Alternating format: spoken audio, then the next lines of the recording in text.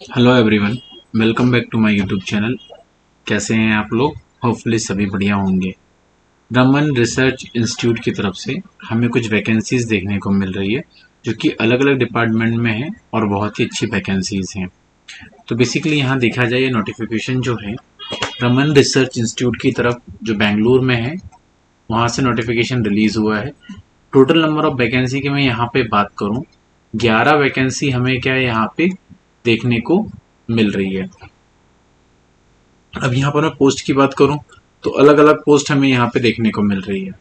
पहली पोस्ट की बात करता हूं मैं, इंजीनियर ए इलेक्ट्रॉनिक्स के लिए। टोटल यहाँ पर कितनी, 3 वैकेंसी है। सेम वैसे ही इंजीनियर ए फोटोनिक्स के लिए 2 वैकेंसी है। तो टोटल इंजीनियर ए कैटेगरी के लिए 5 वैकेंसी हमें यहाँ पे देखने को मिल रही है, जिसमें से 3 वैकेंसी जो है वो अनरिजर्व कैटेगरी के लिए है, एक वैकेंसी एससी के लिए और एक वैकेंसी जो है वो ओबीसी एनसीएल कैटेगरी के लिए हमें यहाँ पे देखने को मिल रही है। नेक्स्ट जो वैकेंसी है इंजीनियर असिस्टेंट सी सिविल के लिए हमें यहाँ देखने को मिल रही है। यहाँ पर टोटल एक ही वैकेंसी है और जो अनरिजर्व कैटेगरी के कैंडिडेट के लिए यहाँ पे है। नेक्स्ट की बात करते हैं असिस्टेंट के लिए। टोटल यहाँ पर 4 वैकेंसी है, जिसमें से 3 वैकेंसी अनरिजर्व कैटेगरी के लिए है और एक वैकेंसी जो है वो EWS कैटेगरी के कैंडिडेट के लिए हमें यहाँ पे देखने को मिल रही है। लास्ट वैकेंसी जो यहाँ पे है असिस्टेंट कैंटीन मैनेजर के लिए है, जिसमें एक वैकेंसी है और जो एक वैकेंसी है वो अनरिजर्व कैटेगरी के लिए है। अब सभी जो वैकेंसीज हमने देखे हैं उसके लिए एसेंशियल क्वालिफिकेशंस और एक्सपीरियंस की बात कर लेते हैं। तो इंजीनियर ए इलेक्ट्रॉनिक्स में एसेंशियल क्वालिफिकेशंस की अगर हम यहाँ पर बात करते हैं तो बैचलर्स डिग्री होना चाहिए आपकी इलेक्ट्रॉनिक्स में विद फर्स्ट क्लास के साथ में। वहीं आपका एमएससी की डिग्री होना चाहिए with first class in electronics में। डिजायरेबल क्वालिफिकेशंस की अगर मैं बात करूं, नॉलेज होना चाहिए आपका इलेक्ट्रॉनिक सर्किट्स में, जिसमें इलेक्ट्रॉनिक सर्किट में आपको design, building and troubleshooting का काम आता हो। साथ ही साथ RF, microwave electronics and FPGA programming and PL and interfacing and automation, इन चीज का आपका नॉलेज क्या होना चाहिए।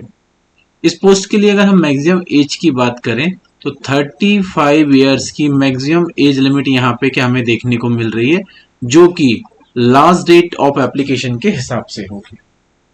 नेक्स्ट बात करते हैं हम इंजीनियर ए फोटोनिक्स के लिए। एसेंशियल क्वालिफिकेशंस की बात करूं मैं यहाँ पर तो इंजीनियरिंग की डिग्री होना चाहिए बैचलर्स में फोटोनिक्स में, वो किसके साथ में, फर्स्ट क्लास के साथ में। साथ ही साथ एमएससी होना चाहिए with first class in the photonics में या फिर इक्विवेलेंट सब्जेक्ट में। डिजायरेबल अगर मैं नॉलेज की यहाँ पे बात करूँ या क्वालिफिकेशन की बात करूँ, नॉलेज होना चाहिए ऑफ द ऑप्टोमैकेनिकल कंपोनेंट्स में एंड ऑप्टिकल इंस्ट्रूमेंटेशन में। गुड प्रैक्टिकल ऑप्टिक्स स्किल्स होनी चाहिए फोटोनिक्स वैकेंसी के लिए। एक्सपीरियंस की बात करते हैं विद द फेटोमो सेकेंड या अल्ट्रा शॉर्ट में होनी चाहिए। साथ ही साथ लेजर सिस्टम में नॉलेज होना चाहिए और नॉलेज होना चाहिए आपका लेजर ऑफ फिजिक्स में एंड फाइबर ऑप्टिक्स में या optical modulus and the detectors में। मैक्सिमम अगर हम यहाँ पे एज लिमिट की बात करते हैं तो 35 इयर्स की मैक्सिमम एज लिमिट यहाँ पे क्या हमें देखने को मिलेगी। नेक्स्ट वैकेंसी की बात करते हैं इंजीनियर असिस्टेंट सी कैटेगरी के लिए, जिसमें डिप्लोमा होना चाहिए आपका सिविल में, साथ ही साथ 3 साल का एक्सपीरियंस होना चाहिए आपका रिलेवेंट फील्ड में। मैक्सिमम एज लिमिट की अगर हम यहाँ पर बात करते हैं तो 28 इयर्स की मैक्सिमम एज लिमिट यहाँ पे चलेगी, इसके बाद आप अप्लाई नहीं कर पाएंगे। नेक्स्ट पोस्ट की बात करते हैं असिस्टेंट के लिए। इसमें आपका ग्रेजुएशन होना जरूरी है, साथ ही साथ आपको 3 साल का एक्सपीरियंस होना चाहिए, जिसमें अपने सेंट्रल गवर्नमेंट्स की ऑर्गेनाइजेशन, पीएसयू या फिर autonomous body in general administration या परचेस या अकाउंट्स रिलेटेड मैटर्स में आपने काम किया हो। डिजायरेबल एक्सपीरियंस की बात करते हैं, एक्सपोजर होना चाहिए इन कंप्यूटराइज्ड वर्किंग इन्वायरमेंट्स में। साथ ही साथ गुड कम्युनिकेशन स्किल्स होना चाहिए both verbal and written in Hindi में, इंग्लिश एंड कन्नड़ में। अपर एज लिमिट की अगर यहाँ पे बात करते हैं तो 28 इयर्स की मैक्सिमम एज लिमिट यहाँ पे देखने को मिल रही है। लास्ट डेट ऑफ एप्लीकेशन के हिसाब से क्या ये एज कैलकुलेट होगी, इसके बियॉन्ड आप अप्लाई नहीं कर पाएंगे। लास्ट पोस्ट की हम बात करते हैं असिस्टेंट कैंटीन मैनेजर के लिए। इसमें डिग्री होना चाहिए किसमें, होटल मैनेजमेंट में, या इक्विवेलेंट होना चाहिए फ्रॉम द रिकॉग्नाइज्ड यूनिवर्सिटी या institute with at least 5 years experience in hotels, या फिर hostels of education institution, guest house या पब्लिक सेक्टर अंडरटेकिंग या गवर्नमेंट्स ऑर्गेनाइजेशन वगैरह। डिजायरेबल्स की हम बात करते हैं, प्रोफिशिएंसी होना चाहिए in the use of variant of computer office application, MS Word, Excel, PowerPoint and ERP. Upper age limit की बात करें तो मैक्सिमम जो एज लिमिट है यहाँ पे 30 years तक ही एलिजिबिलिटी है। लास्ट डेट की हम यहाँ पे बात करते हैं तो 14 मई 2025 इसकी लास्ट डेट देखने को मिल रही है। इसके बाद आप फॉर्म फिल नहीं कर पाएंगे। मेथड ऑफ सिलेक्शन की अगर हम बात करते हैं तो ऑब्जेक्टिव टेस्ट, सब्जेक्टिव टेस्ट और इंटरव्यू। अगर number of application come receive होते हैं तो ओनली इंटरव्यू होगा। अगर एप्लीकेशंस पोस्ट से लगभग 4 गुना आ जाते हैं तो सब्जेक्टिव टेस्ट होगा, और अगर 8 गुना अगर कभी सब्जेक्ट एक कैंडिडेट आ जाते हैं तो ऑब्जेक्टिव टेस्ट होगा। तो पहले आपको ऑब्जेक्टिव टेस्ट क्वालिफाई करना पड़ेगा, देन फिर उसके बाद सब्जेक्टिव के बाद में इंटरव्यू। अदर पोस्ट के लिए भी यही बात करें, ऑब्जेक्टिव टेस्ट होगा, सब्जेक्टिव टेस्ट होगा और स्किल टेस्ट होगा।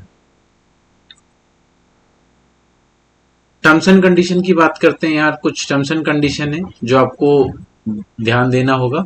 The appointment are on regular basis with the probation period of the 2 years। 2 years का आपका यहाँ पे एक बॉन्ड टाइप से होगा, इसके पहले आप जॉब नहीं छोड़ सकते हो।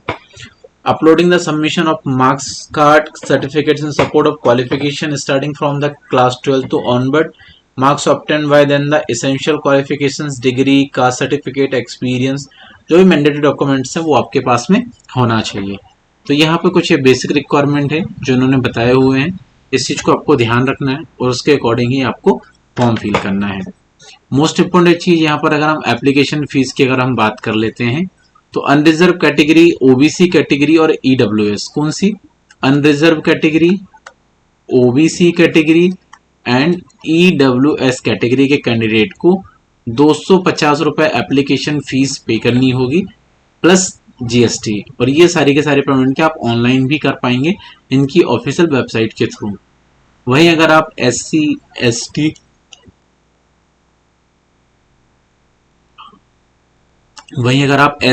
एस टी या फिर फीमेल कैंडिडेट या फिर पीडब्ल्यूडी कैंडिडेट हैं तो आपको एप्लीकेशन फीस कुछ भी नहीं देनी है, ठीक है। बाकी लास्ट डेट हम ऑलरेडी डिस्कस कर चुके हैं, 14 मई लास्ट डेट यहाँ पे हमें देखने को मिल रही है। इसके पहले पहले आपको क्या फॉर्म फिल करना होगा। बाकी आप इसी तरीके की और भी जॉब अपडेट चाहते हैं तो आप हमारे यूट्यूब चैनल को सब्सक्राइब कर सकते हैं, क्योंकि यहाँ पर आपको ऑल इंडिया लेवल के ऑलमोस्ट सभी तरीके की जॉब अपडेट्स यहाँ पर मिलती है। बाकी हम आगे भी आपके लिए इसी तरीके के और भी क्लासेस लेके आते रहेंगे। तो आज का सेशन हम यहीं पर क्लोज करते हैं। Shining of the session, thank you.